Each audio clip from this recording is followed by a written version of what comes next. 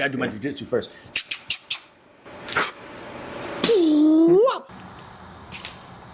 All right, ready? Today we're going to be talking about the culture. We're going to do this one for the culture. Got to. And which culture are we talking about? We are talking about the culture of dog training. Stan Smith from Sharp K9. I'm Imek Berkley from Band for Band K9. I do K9 handling and obedience, and I'm learning protection with Stan. There we go. There we go. And I think this is a pretty good one because you found us through social media, and that's what we're talking about.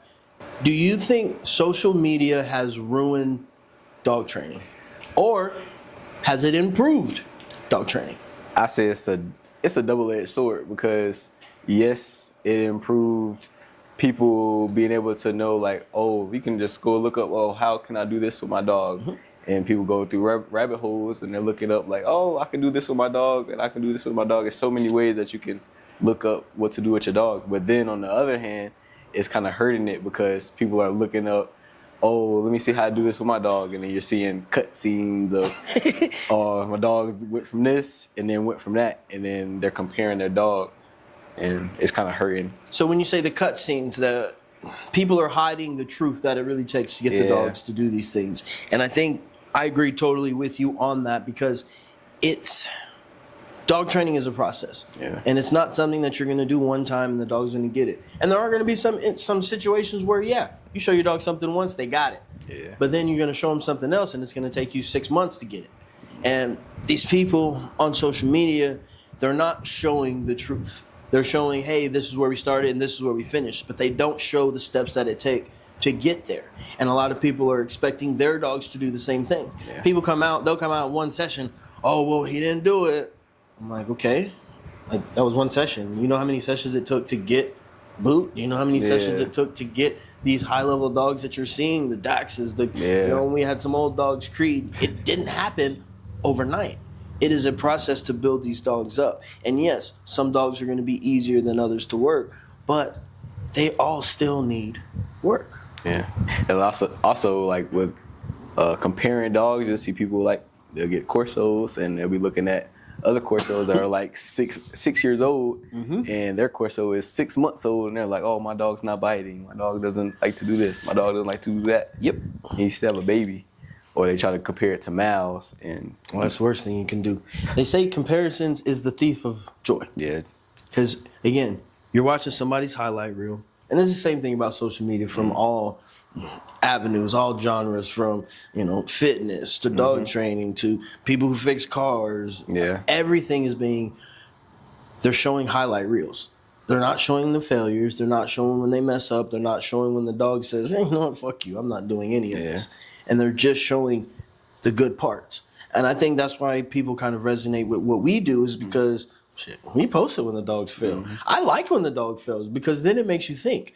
If I did this and every time I came out and it was perfect, I'd get bored with it. And that's one reason why I didn't like pharmacy tech anymore because it was literally the same thing every single day. Yeah. You could do it with your eyes closed. You can do it being hungover. You can do it you didn't even have to be there and you can still get your job done. It was just so tedious and it got so boring for me. It made decent money, could travel, whatever, but it was just, you would go to work and it's like, all right, 6 hours of this, and this. Have to have the same conversation with the same people. Hey, how was your weekend? How's your weekend? How's your day? Yeah, wonderful weather we're having today. Yeah, I don't care about the weather. I don't even look at the weather. I just know it's hot or it's cold. It's about to rain. Yeah, but the dogs, man, it's always going to be something different. And it's always going to be, you have to think. And I like dogs that make you think. And that's why I got in the off-breeds. I got dogs that people aren't expected to see doing bite work, sled, treadmills, these kind of things. And I want to see if I can. And is it going to be comparable to a Mal German Shepherd that was bred to it for the last 50 years and the bloodlines? That's probably not. But the dog is doing it. And for us to be able to get these dogs to do these things and to have the same type of drive and motivation, I mean, Mal's going to jump on a car. Boot going to jump on a car and go bite. He's going to get in water. Boot going to go get in water. He going to go search. He can do this. He can do this. Yeah. But I'm not comparing my dogs to these dogs because I understand that they're two separate dogs.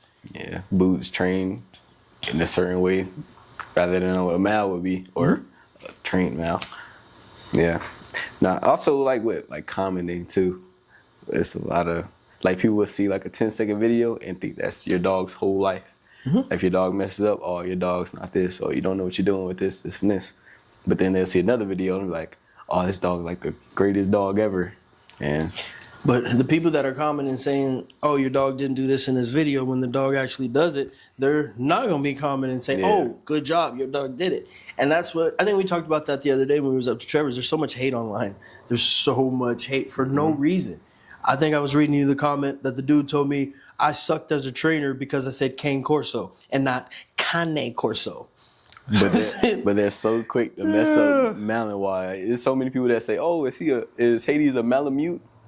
I'm like, I don't care. You say Malamute, Malinois, whatever you. I know what you're talking about. Yeah, I know exactly what you're talking about. He's a dog. That's it. But it's like, why does the way that I say a dog breed? How does that say if I'm a good trainer or not? Like, what does that have to do with anything? The dog don't care if I say Kane, I can say Kanye, I can say Kanye, I can call him a crackhead. And the dog still he's like, what are we doing? What are we doing? Because the words don't matter. And it's funny, there's a lot of breeds, there's a lot of different breeds that are French dogs. Like the Italian Greyhound is, I mean, it's not Italian Greyhound, it's actual an Italian name, but nobody cares about it. The Cane Corso is the only one people really give people shit about. Because it got so popular. That's why. And it's so hilarious. It is so hilarious. And then I started engaging in kind of the banter, you could call it. Oh, this sucks. Okay, I appreciate you. Thanks. And then you shouldn't be doing this. Okay, well, this is the reason why we're doing it. Oh, well. And then he had nothing to say. Yeah. Because I didn't engage in it. I didn't let it bother me. And that's one thing. If you are trying to get into social media and posting, dog training, whatever you're doing, you can't care about the comments. And that means you can't care about the good ones either.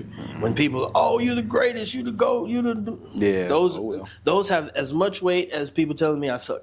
Because, excuse me, it doesn't matter. Excuse me. Because you're only seeing a 30-second... Excuse me. Beer. Do not drink beer, people. Don't drink beer. You're going to give you them bubbles. So we can go back to the whiskey. It's a little easier to let it go down. So you can't care about the commenting, the good ones or the bad ones, because they have the same weight. Because again, those people, they don't know what it took to really get there. And they're only saying that because they're seeing this video. And yeah, sometimes we post the good, the very goods. Yeah. We don't post, it's okay.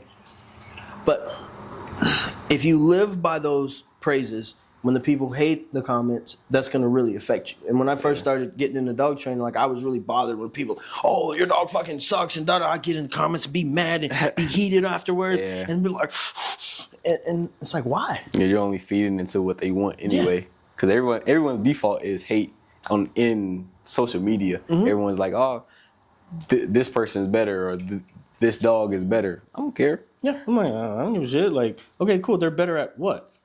This post that they've posted for you to see? Yeah. But how do they actually live with their dog? Do they actually live with their dog?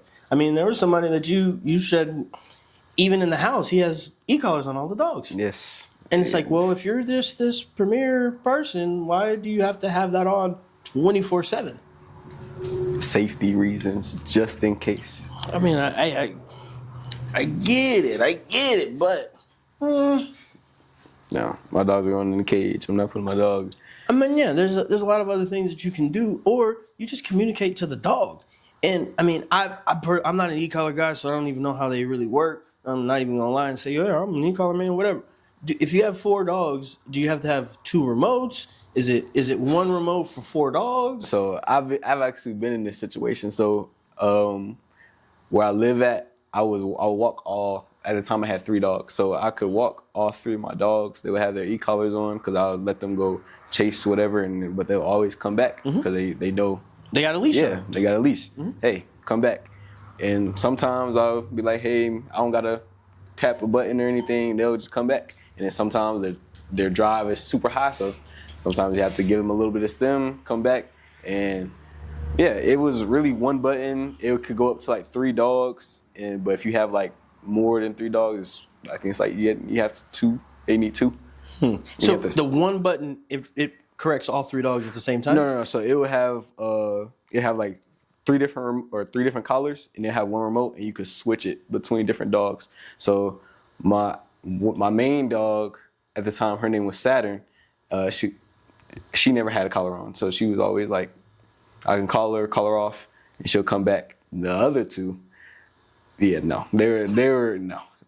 It was was them knuckleheads. Yeah, they was them baby's kids. Yeah, and they were good dogs. They have great obedience, but whenever their drive was super, super high, they're like, nah, you just gotta give them a little bit of stem, and they come right back. And yeah. And I mean, and I'm not saying the e-collar is not a good tool, because in situations like that, it is. My thing is, these people are claiming that their dog is off-leash trained, and it has to have an e-collar on 24/7. That's not off-leash. Yeah. It's an invisible leash. It's a leash that's not going to get tangled up and stuff. They're going to get corrected. But you still have, bless you, you still have a way to correct the dog if they're messing up. Yeah. That's not off-leash. That's invisible leash, and just advertise it as that. Yeah. But the thing is, most pet parents, they're not going to have it on 24/7 because they just don't like using it. So then they think their dog is off-leash trained, and they take their dog off-leash without the collar on, and the dog runs away and ends up in a bad situation because they're claiming, if you train with us, your dog's going to be off-leash. And people come out all the time. Well, this is what I want with my dog. And I probably missed out on a lot of business, quote unquote, because I tell people the truth. Well, I want my dog to be off-leash trained. Are you going to be able to do that? Well, if your dog is able to do it, yeah, I can. Yeah. But if you don't have a dog that's able to do it, I'm not going to claim that, oh, yeah, after you take them through the program, they're going to be able to do this. Yeah.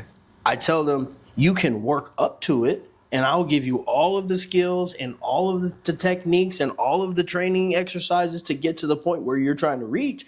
But I'm not saying, in 4 weeks, yeah, you're going to have a dog that can do boom, boom, boom. I'll take that dog off leash. It's going to be across the street.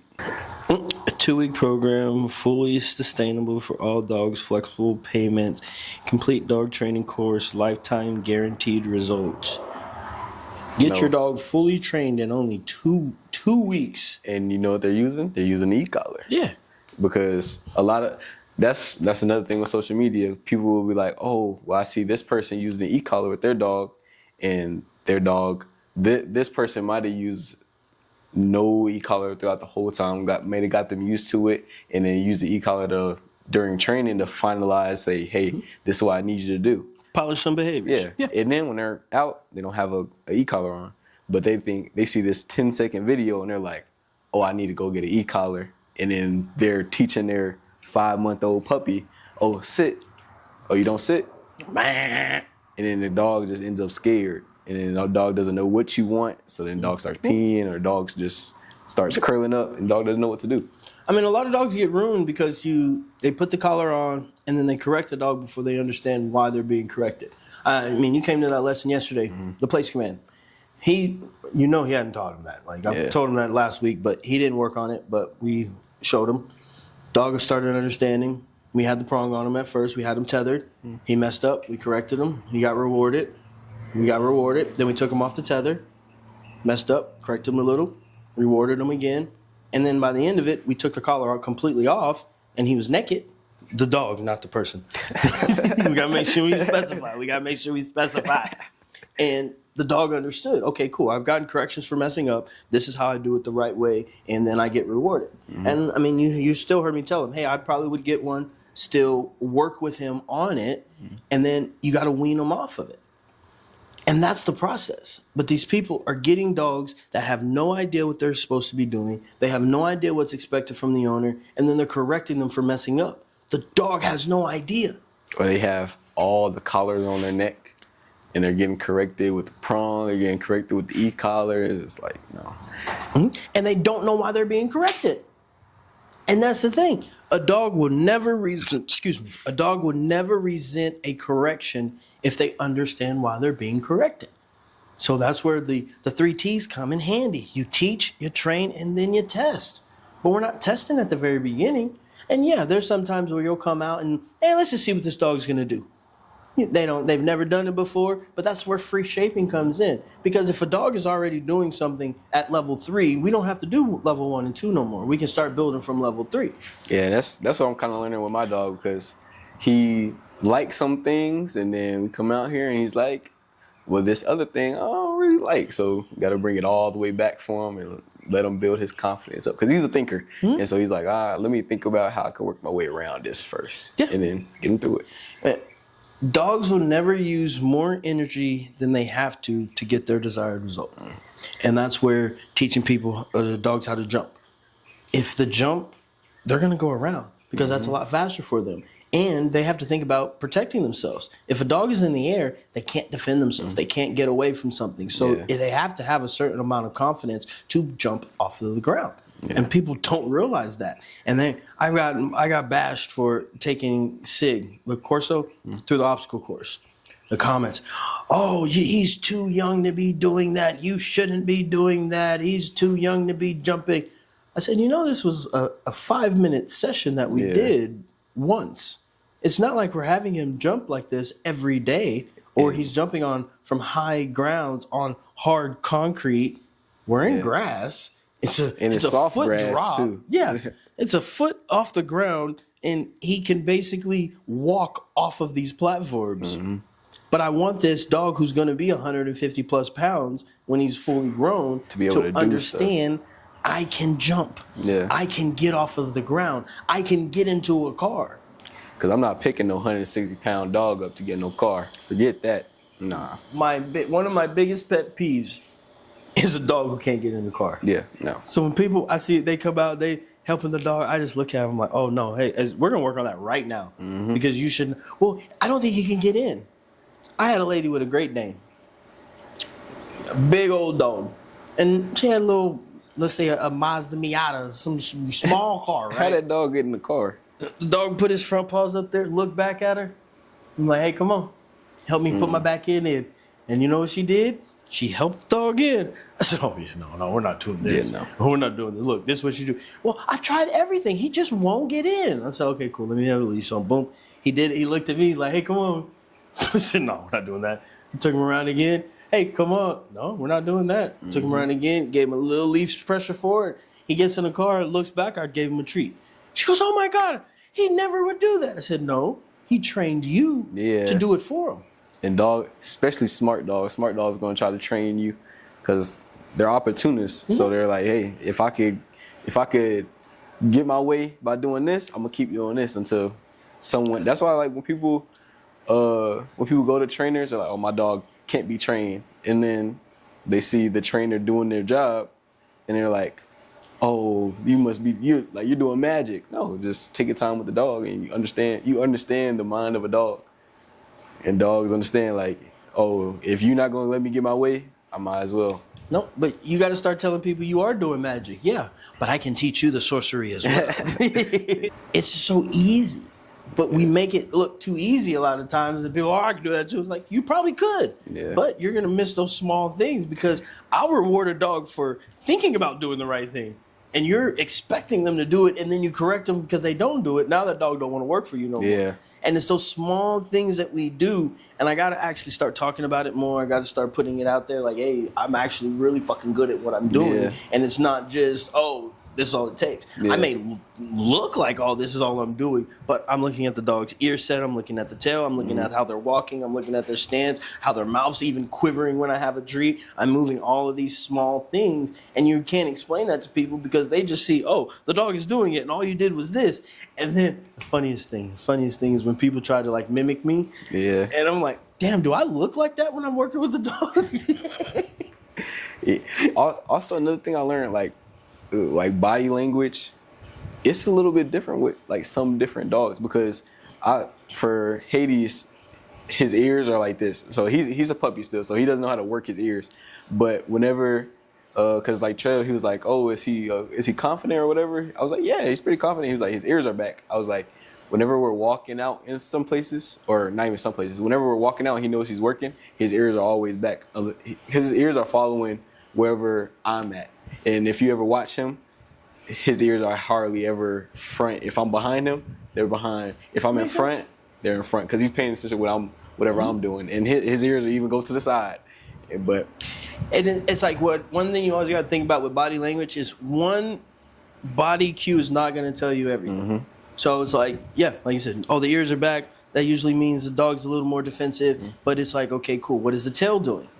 How are they panting? Is the mouth open? Is this? How do the eyes look? There's a lot more that goes into it than just one body cue. Because people, like, they saw Rocco work. They're like, oh, he won't bite me for real. His tail's wagging right now. I said, no. no, he's excited. He wants to. His tail is swooshing like this. A wag is more free flowing.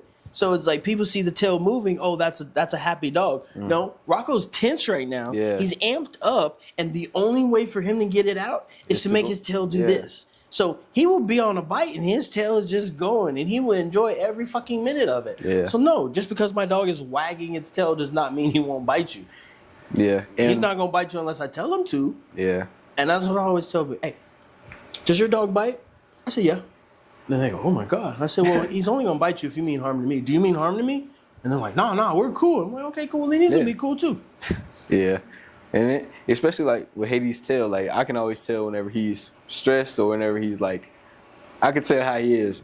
His tail, like when we were at Trev's house, he was chilling. His tail was straight up and he was standing strong. I could tell, okay, he's confident because whenever he walks around other dogs, he's like, no, you're not gonna be tougher than me. And he just walks out and he just does perfectly fine. But you know, it depends on how different people view other dogs. Because I might see a dog and I'm like, oh, that dog might be a little bit scared or something like that. To a new breed, anyway. Yep. To get back on the topic, social media, a lot of people are doing it to get known, to get a name. And I mean, we've come across that a lot of times. People come out here and they think, oh, I'm gonna do a video with Stan and I'm gonna go viral. And it's like, no, that's not how it works. Because the reason why people like us, the reason why people come back and watch our stuff is because one, we show the consistency, and we've been doing this for 10 years now. And they see, okay, cool. We see the dog's progress. He explains what he's doing. I break it down. I don't only show the highlights. We show the failures too. Yeah. Like sometimes Boo comes out and he's a bum. But it's like, okay, cool. We got something else that we need to work on. And the truth behind what we're doing, I think, helps a lot of people because it gives them something to relate to. Because if I only showed every session was perfect, now if you're getting a dog, you're going to get a dog, you're going to start working with it, and you don't have a perfect session, what are you going to think about yourself? You're going to think you're a failure. Yeah. And then you're going to probably get discouraged, and you're probably going to quit. When, if you probably spent maybe 2 more sessions, the dog would have got it. But now you're comparing because, oh, it's supposed to be perfect every time. The dog is supposed to do it. I shouldn't have to have this. I shouldn't need to actually work on anything. Because that's what people are portraying, that it happens. And that's not how it happens at all. And even when your dog is trained, I say trained because your dog never done training. For the whole life, your dog is going to have something new to learn. Hey, there's no finish line. What does that say? Right above your head. Right above your head. Yeah. Yeah. If people see these trained dogs and then they're like, oh, yeah, my dog's fully trained. And then a person sees them in real life and they see the dog make a mistake. And then they're getting overly corrected and they're like, oh, no. Like, come on. But they never show that. Or my favorite thing is when people speed up the dog, there's obedience on the videos, and then you see the dog in person, you're like, oh, damn, that dog is actually moving very slow. Yeah. Like, I was expecting him to be snappy and whippy and boom. And it's like, you sped it up. And now the truth, when people can actually see it, now it's not as impressive. Yeah, because I move slow a little bit, so my dog, I don't care if my dog moves a little slow, his obedience. Yeah, because I say OPA, and I'm like, hey, just get over here. You're going to get there eventually. Yeah. I ain't really like, I'm not doing no sport with my dog. As long as you know sit, as long as you know down. I say that, but don't be like, if I say sit, don't be looking at me and then like, oh, okay, I'll go down. Like if you hear me, okay, sit. You hear me? Go down. Yeah. Go down. I don't care if it's like super snappy or. They need to respond. Yeah. I like to tell people, so if you're competing, you have about 2 seconds to give your dog before they start counting off. In real life, a 3 to 5 second response time is very good. And people, well, he doesn't listen, so I keep repeating. I'm like, well, You're saying his name 18 times in 4 seconds. Why would he listen to you? Or they sit, and then after the 15th sit, you give them a treat, and they learn like, oh, okay. Sit times 15 means this behavior. Yeah. So it's like, hey, just slow down. Have more patience. Give your dog time to respond. Even last night, so Henny with Dax, he was sending Dax and telling Dax plots, and Dax was like, there was room for error because you may or may not be talking to me.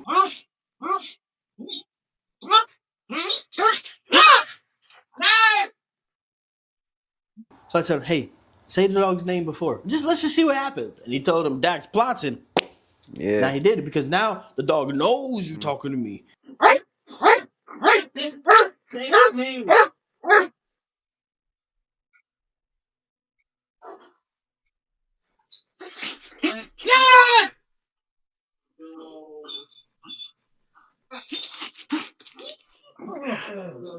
Because on the first one, he was like, they're probably not talking to me. So he bit me trying to go down. So he bit me like kind of right here, but I had to catch him, and then he was like, okay.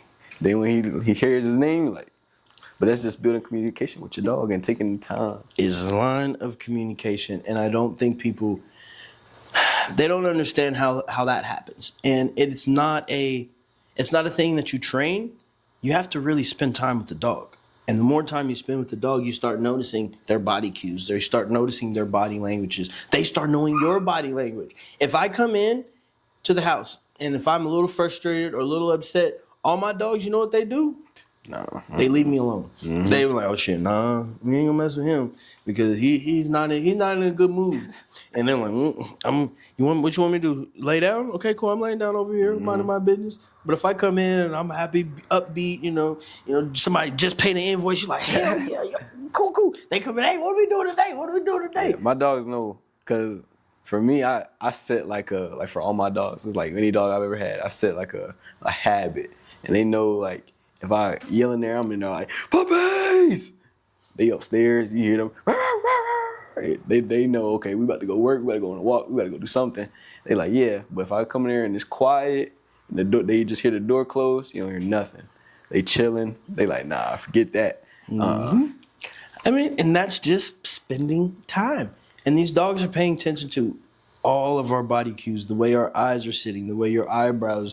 They can even tell if you're having a bad day by your hairline. Like, oh, he ain't got a haircut in a little while. Let me get on my best behavior because he may be going through some things right now.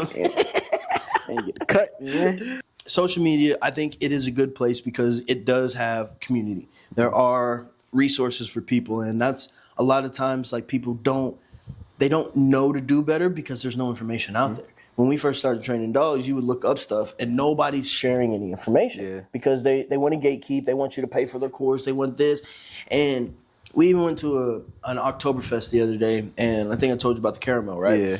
He was making caramel or caramel, however you want to say it. He made it, and I just asked him, I was like, hey, how'd you do this?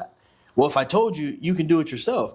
I'm like, one, I don't care about making caramel and whiskey. I just want to understand the process. And it's probably not a hard process, and we could probably Google it, or nowadays, Chat GPT. Yeah, I'm Chat GPT everything. So we could have found out. But it was like, you don't want to tell somebody something because now you're afraid of, one, like we talked about, competition. But it's like, I'm not going to do it. And that's the same thing with dogs. I'm going to tell you every single thing that I've done to get my dogs to be at the level that they are. You're not going to do it. Yeah. So I'm not worried about it. Because a lot of people, and especially a lot of people with bigger dogs, they're like, oh, my dog got to be like this by the time it's 1, or my dog got to be like this by the time it's this time. They set them like, oh, it got to be this time, instead of just enjoying the time they have with their dog. Yeah. And it's like, you're going to have this dog for 8 to 10 years. Why does it have to be finished at a year? And I've seen people, I'm saying Cane Corso. I'm not saying Cane. Cane Corso. Like, I see a lot of people with those dogs, especially in San Antonio. It's a lot of people with those dogs. And they're like, oh, my dog's not doing this. And you see more scary ones than the ones that actually want to work. And they're like, oh, my dog's not doing this. Well, your dog is 4 months old. Your dog barely knows how to bark. And it doesn't like people. You don't take it nowhere. But when you do take it somewhere, it's cowering behind you because you want to correct it so many times for walking even a little bit in front of you. Yep. It's a puppy. Yep. People don't let puppies be puppies. And we got a video about that, why 90% of obedience fails. You guys need to check that out as well. I think it might be popped up like maybe here. I think it's like in this area. Right there. Yeah. So you guys need to check that out as well. And that's one thing that people do. They always try to rush the process. And if you're rushing, like, nothing good happens from people rushing. Yeah. When you start rushing, if you're in the car, you can get in a car wreck. You probably gonna run a red light, get a ticket. Now you're gonna be even later. It's like just take your time. Yeah. But people that are actually invested into dogs, they'll actually, or that want to be invested into dogs for the dogs, not for money or for social media, they'll see like the dog is actually gonna teach you a lot about yourself. Dogs taught me a lot about myself. Mm-hmm. I was a person that I gotta be perfect. I gotta do this. I gotta do that. I got some dogs that wasn't perfect. So I got some dogs that you gotta take a little bit of time with. They had some rough days, had some good days, and just like, oh, okay. And when you look at it, like when you look back at it, you're like, oh, I did all that, had all that patience. Didn't have to be perfect. Yeah. And patience is one of the most important things you got to have when you're working with these dogs. And it's not a bad thing that, yes, you want to do a lot with your dog, but you have to be patient and allow them to grow. And you build on that. I mean, I expect a lot out of my dogs. I'm not my dog can just do whatever the fuck he wants. I expect them to, if I call you, you come. If I tell you to down, you down. I expect all of these things. But I'm not expecting them to do it by a year. I'm not expecting them to do it by even my 2 years.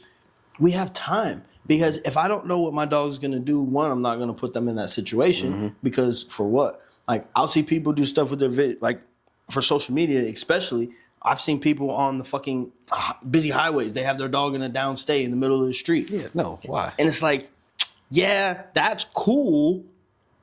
But the one time, say 1%, he gets up and ends up getting hit. Yeah. For what? Why would you ever actually do this? Oh, another thing with social media, you see, it's the service dog thing. You see a lot of people, they want to take their dogs out to places, which is fine, training a service dog, but if you know your dog is not ready for that situation, don't put your dog in that situation. And then people bring their dogs to these situations because they know they're going to get a video of someone saying, hey, you need your dog to get out of here. You and your dog got to go. And they're like, oh, but this is a service dog, and da-da-da. And they'll try to edit it and say, oh, this person was trying to kick me and my service dog out. When your dog is just doing obedience. Your dog might be good at obedience, but your dog is not socialized. So you're taking your dog to the movies, or you're taking your dog somewhere where your dog is not really supposed to be at, and they're freaking out and peeing or doing something everywhere, and you're trying to do it just for content. Like I took Hades to Six Flags last weekend, because I knew he was ready for it. He's been everywhere with me, and sit down. He was off a leash, not with the e-collar. He was off a leash. We went to the the pet place where they use the bathroom at. Recalled him. People was watching and everything. Recalled him. Back into a hill. Went back into a down, and we just relaxed. And then took him all. He even went through like little scary parts, and he did perfectly fine. No. Yeah. But I mean, like you said, you built up to that. You just didn't start it. And that's the thing. People, they don't ever train their dogs. They don't ever spend on time with them. They don't take them anywhere. And then they're like, oh, I'm going to take my dog everywhere. And it's like, well, your dog is probably not going to be ready for that. Yeah. And then not to say that your dog's not going to be ready for it. You're not ready for it. Because dogs are going to be a reflection of you. If you're nervous, if you're insecure, if you're not confident, your dog's going to feed off of that. And if you're in a situation where you're like, man, I don't know where I need to be, your dog's gonna be like, well, you're supposed to be the leader, and you're not sure about this? Well, why am I gonna listen to you? Yeah. And another thing is, like, you'll see your dog, or you see people with dogs, like, I don't know, a lot of people are scared of Hades, probably because he's a bigger dog. He got the pointy ears, man. Yeah. And he would be like, we'll walk through somewhere, or it could be like even in public, and people will pick up their dogs. It could be a medium-sized dog. They'll pick up their dog, and they'll try to walk to the other side or hide their dog. And your dog's not learning how to interact with things that are going to happen on a day-to-day basis. If you walk your dog every day, your dog's going to see other dogs. Your dog's going to see other people. And if you're hiding them from it. Yeah. And that's one of the funny things is I got into dog training. I got Rocco. And he's a blockhead. We be walking. And he's the most, I don't care about nothing else besides my daddy dog. Well, before, he's an old man. He retired. He's just a bum now. But before, he didn't care about nothing. He don't care if you got a dog over there, if you a person. He like, what are we doing, daddy? Like, hey. And people would, like you said, they would cross the street or like look all scared. I'm like, man, this is crazy. And then I got Boot. And Boot is an asshole. He's an asshole. But nobody's ever asked me nothing. I can take him anywhere. Oh my God, he's such a nice dog. I'm like, let him fool you. Yeah. But he looks the part. He looks like, oh, he's just super friendly. So everybody's going to give him that benefit of the doubt. And then in Rocco's case, and that's what I tell people, when they come out and you have these Rotties, when you have these Corsos, when you have these dogs that look like this, you don't have that same room for error. So you've got to make sure that your dog understands when you say something, it has value. And that doesn't mean elbow dropping them every time. Yeah. That means when you say something, they either get a reward for it once they know, and then if they know what you're expecting from them, they need to get a correction when they mess up. Yeah. They can't do what they want to do. I had a session with a Rottie, the first session. I'm working with her. She's good. Boom, boom, boom. And I'm telling her, I'm saying, hey, these dogs aren't a dog that's going to work for you. It's a dog that will work with you. Mm-hmm. But it's not going to work for you. And if they don't want to do something, they might challenge you. Mm-hmm. They may come up leash. They may, and you have to correct them. And you have to make sure that you win that situation, because if not, now that dog knows that they can check you. And we did an hour session, and we were probably about 57 minutes in. And I asked the dog to do something. She didn't want to do it. Bit the leash. I popped her. She looked at me and said, "Hell nah." Because I mean, I really hadn't had a relationship with the dog other than just dealing with her that day. She looked.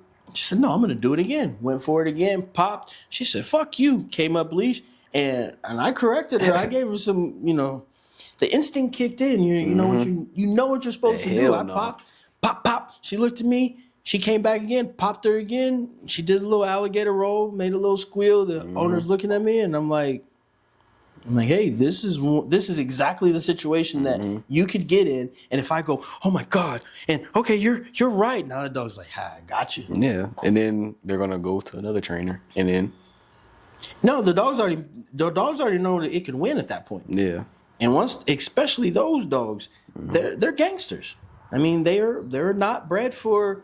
To listen to people. Yeah. They weren't bred for, I didn't even look at the history of Rotties, but I'm pretty sure they were guardian dogs. Yeah, like they were bred to fuck people up. They were bred to guard, they're bred to guard money, basically. So it was the tax collector, right. Yeah. I think I did do a little bit of research on the Rottie before. If you are getting these powerful blockheads, as I like to call them, you got to make sure that, one, you're communicating to them, and they're understanding that there is value in your words, and then there's also value when you say no. And you can't allow them to win those situations. But back in. Yeah, social media. Social media. I think it is a good tool for people if you use it correctly, and it could be a bad tool. And if you are looking for trainers online, to see the behind the scenes, or see if they even have any behind the scenes. When the dogs mess up, what does the trainer do? How do they respond to those things? Watch their live videos, because you can't hide behind the lives. Oh yeah. And lives is pretty scary, because you're like, the dog can do anything. Hey, anytime. Anything. And when we come out and we do the protection lives, and people, I don't know what my dog's going to do. I'm like, hey, this is great, because now they're a little nervous. So let's see how the dog responds when you're nervous. And then let's see how you respond when the dog does mess up. And it's like, I kind of like to see when my dogs mess up, because then it's like, okay, cool. Now I'm prepared for it, and now I know how to avoid this situation. Like, why did they mess up? It's more of it's a teaching moment for you and the dog. It's a learning experience. Because, you don't learn from everything going right. Yeah. You learn from the mistakes. You learn from failing, and then you recoup. You pull yourself up from your bootstraps, as they say, and you just keep going. Especially with the dogs, if someone tell you, "Hey, I think you should do this," and they mean it in their best interest. Yeah, their best interest. Like the other day, that was good. Hey, you need to put Hades in more situations. Take that with a grain of salt. Yeah, I need to put him in more situations. I take him to a lot of places, but I need to put him in more situations so he's a little bit more confident. And it's like, damn, I thought I was doing enough, and it's like, sometimes enough ain't enough. You gotta do a little bit more, and then that little bit more may be the thing that gets you to that next level. And I like when people tell me, oh, your dog's not doing this in a video. I was like, oh, dang, you're right, I wasn't paying attention to that, but now we will, thanks. So then the dog does it, and like we said earlier, they're not gonna come back and say, oh yeah, now your dog's doing it, but now they're gonna try to find something else. It's like, okay, cool, all right, keep helping me make my dog better. Yeah, they may like it. They may. No, they ain't gonna like it. They ain't gonna like it.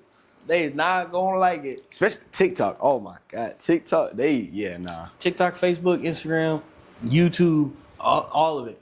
You got the people. We'll have some videos, bro, that have like 10,000 views and be like 50 likes. You know, how does that even compare? They want to see something go wrong. They're watching, but they're sharing, they're talking shit. And I'm like, I like it, please, but. Why can't you just like the video? We got an Australian Shepherd doing a call off. He's in midair and he closes his mouth and goes. And then you're like, huh, why is this video not going crazy? And they'll make an excuse like, oh, well, he's a herding dog and herding dogs and da-da-da. But you've never seen an Australian Shepherd do that. You've never seen an Australian Shepherd do half the shit that Boot does. You've never seen an Australian Shepherd do wall climb. You probably ain't seen one do weight pulling. I don't think I've seen any do bite work. I mean, I think after we started, we've motivated people. Now they started doing it. There's one down in Florida. He's a pretty decent dog. But like, that was my thing. I wanted to motivate people. Hey, you don't have to have a Mal to do it. You don't have to have a German Shepherd to do it. You don't have to have a Corso. You can do it with other dogs. And then yes, they're going to be different levels. Boot is not as intense as a Mal. And I'm okay with that. Because if he knows how to chill and relax. If you don't have equipment on, he still has teeth. Yeah. And they're pretty sharp. And you're going to know he was there. And I'm going to be safe. That's all I care about. I don't care if he's the biggest, baddest protection dog in the whole wide world. But if we're in a situation, Boot is going to leave somebody with holes. I don't care if he has a full mouth bite. If he's biting somebody for real, you could take your dog everywhere. A lot of people they just like, oh, protection, and then their dog can't even get out the car. No. Can't get out of the car. You can't walk them. They can't go anywhere. Last year, I think we went to a 10-year-old girl's birthday party. The mom, we did career day at the school. She sends me an email and she's like, hey. This is a weird question, but do you do events? I'm like, what are you trying to, like, what do you want me to do? My daughter just loved your presentation, and she was talking about it, and we wanted to do something different for her birthday. Would you mind bringing your dog out and allowing her to play with the dog, and then you demo a little bit? I'm like, yeah? How long you need me to be there? An hour. I was like, okay, cool. Let's do it for this amount of money. And she's like, bet. And she booked this a month in advance. So this is something that she had to plan for. And we went out there, and Boot's running around, these kids. I mean, and it's, if you ever seen little kids play soccer with a ball, like the whole group is just moving like this, and he's just running, and they're throwing his tug and doing this, and we're doing obedience, getting him on the playground and everything, and then we do some bite work after, and then right after that, he comes back and lets the kids pet on him and roll, and it was a grand old experience. And it's like you said, most people won't be able to do the both. Yeah, and I want to have a dog I can live with. I want to have a dog that I can go do anything and everything. But if some shit pops off, I want to know I have at least one person. Because if I'm by myself, I want to know if there's 30 people, it's going to be at least 2 on 30. Yeah. It's going to be at least 2 on 30. And that's the relationship that we have with all of my dogs. My dogs know that I got their back, and it's even putting them in stressful situations where we are doing the wall climb, when they are climbing up 9 feet and they can't get it. I need them to understand that, hey, if you can't get it, I still got your back. Even in that video with Hero. Yeah. Because a lot of people, they're like, oh, dog do the work. Oh, we're going back in the cage. And they have a 23-1 every day of their life, so they only know this one thing, rather than like, oh yeah, today we might have a chill day, we can just relax, we might do a little bit of obedience, and then we might just chill on the couch today. Or we might do bite work today, and then I might just chill out for the day, or we're gonna just eat good today, we're just not gonna do nothing. And that's one question we get asked a lot is, well, how much time do you spend training Boot a day? I'm like, I really don't spend that much time training Boot in a day. I work with him, but I'm living with it. Yeah. When we go to the car, I may make him get in the down. Then I have him load up. That's a training session, right? But it was 30 seconds. Yeah. Next time we'll go out. I mean, like you saw today, I had him out for maybe 10 minutes? Yeah. That's a training session. Yesterday when we worked at the warehouse, 10, 15 minutes, maybe. That's a training session. People think I'm spending hours and hours and hours and hours and hours. And I am, but I'm not spending it training. It's not like a full 3-hour block. It's like 15 minutes here, 10 seconds there, 30 minutes there. And 90% of the time, he's just riding with me. We're just hanging out. He's my buddy. And once you have that kind of relationship with the dogs, and it's the same thing I did with Rocco. We were just friends. We were buddies before I even started training. I took him everywhere with me. And if he couldn't go, I didn't go places. I would take him to, I mean, you met my barber. And, Yeah. You know, that's not, right? So when he used to cut at places where other things were going on, let's just say that, there were some people like, oh, no, you can't bring that dog in here. I said, that's a bet. You know, hey, Knock, you mind cutting my hair outside? Like, I know you're going to be sweating a little bit, but whatever. Like, I just want to bring my dog. He said, hey, yeah, I got you. And this place ended up getting raided, and everybody who was in the house, not when I was there, obviously, but everybody who was there, everybody went to jail. And if I would have been over there just hanging out, kicking it because I was accepted, I could have been in a situation I didn't need to be in. So Rocco has kept me out of a lot of places, and we were just hanging out. And then once I figured about training, and then it got really fun because he was a dog who's very competitive. I already had him jumping through car windows. I already had him jumping on mailbox, climbing trees. I just thought that shit was cool. I'm like, man, let me see if I put this tug in the tree, what would he do? And there was one video I got with him when we first started training. And it took him it was probably about 7 minutes. He was circled the tree. He started getting frustrated. And some bitch just climbed it. Like, he scaled the tree. And I'm looking, I'm like, well, he got what I wanted. And he could have easily jumped up in the tree because it had a nice platform for him. He was just but frustrated. He was, I'm going to climb it. I'm going to get it. And that was always Rocco. And then once I started marking those behaviors, we got him to do a little bit more. Ended up on America's Top Dog. And America's Top Dog, I think it was a blessing and a curse at the same time, because it was a blessing because we did get a lot of spotlight. We did get put out there. People started noticing us. But it was also a negative because people started noticing us. And I wasn't prepared for it because I went from basically being a nobody in the dog world to now people think I have influence because my dog did great, better than 15-year veterans on this show. I mean, we was on TMZ, we was on ESPN. They highlighted us because, one, we were having fun. The dog looked good. And I mean, let's be honest, we was a black dude with a pit bull. You know, all of those things played into our favor. But we were ready for the opportunity because I took him a lot of different places. He was exposed to obstacles. So when we got there, I mean, I saw dogs fold. I mean, there was a guy, he probably had 100,000 plus subscribers on Instagram. And when we met him, he was very cocky beforehand. And he didn't make it out of the first round. Because when we went through the practice round, there was an obstacle where the dog had to grab the tug and it goes, and it was Adobe. And during training, they said, hey, the first time you do this, stop the platform from jumping down because it spooked some dogs. No, my dog's going to be fine. He's blah, blah. I'm like, yeah, that's because they think about themselves. They're not thinking about their dog. Dog grabs it, goes, toom, toom. He said, oh, fuck that. Ran away. Dog never bit the ball again because he was so spooked about that happening and he knew his handler didn't have his back. First time Rocco did it, I grabbed it, boom, he tugged on it, we did good. Right after that, he was like, oh, I can do this by myself. And then he wasn't worried about this. The dude even put peanut butter on the ball to see if he can get the dog interested in it. Dog literally, turned his head. And it was Adobe. I mean, you know Dobies, if they don't want to do something, they're not doing that shit. They're not going to do it. And during the episode, he had to take a 30-second penalty on each floor.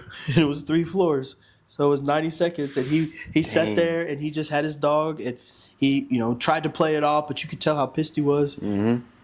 But it's like, dude, that's your fault. You didn't have your dog's back. Those scary situations, too, because, those type of people that, like, come out real cocky with their dog, and their dog don't perform, they might be like, oh, yeah, whatever, and they get back home, and their dog getting... They start frying the dog.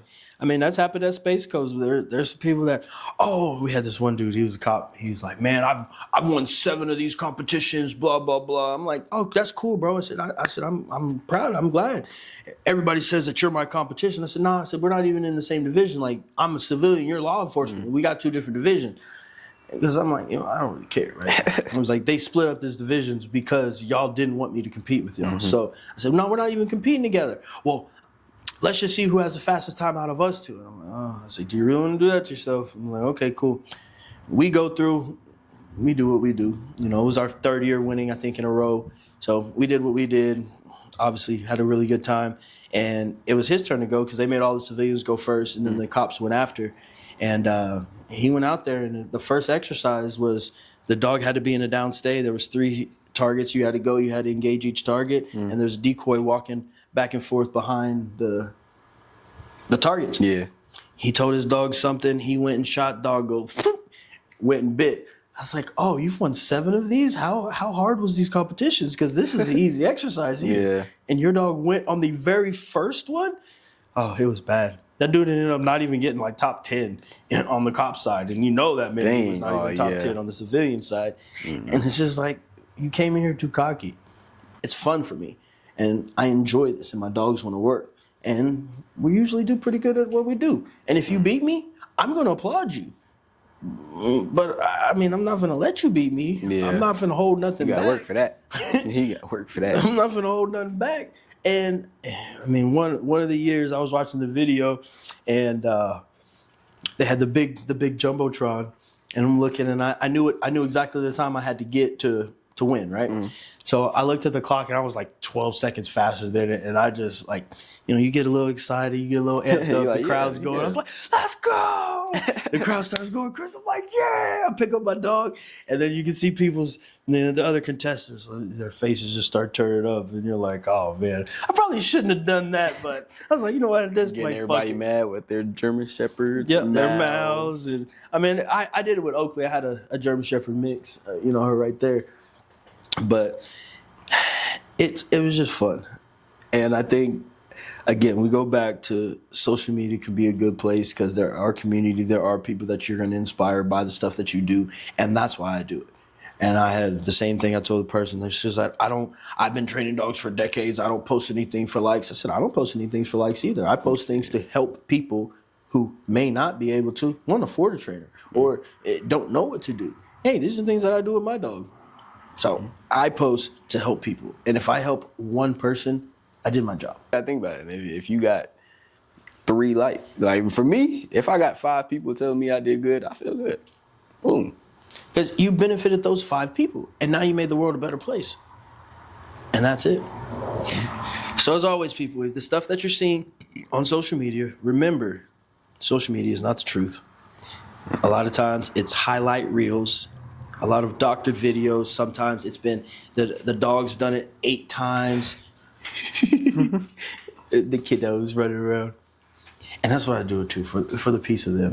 I don't need a fucking crazy ass dog that they start running around. They're like, oh, I gotta go bite. But that's a topic for another video. Yeah. But remember, enjoy the process that you have with your dog, and don't get so fixated on social media. And like Meek said, if 3 people are liking your videos and they're finding motivation and inspiration from what you're doing, keep going, because those 3 people are going to help 3 more people, and those 3 people are going to help 3 more people. And I think there's one of these quotes, it's like, you're really one person away from a billion people. Yeah. So you just have to help one person sometimes, people. So anything you want to leave them with? Nah, just take care of your dogs. Hey, just take care of your dogs.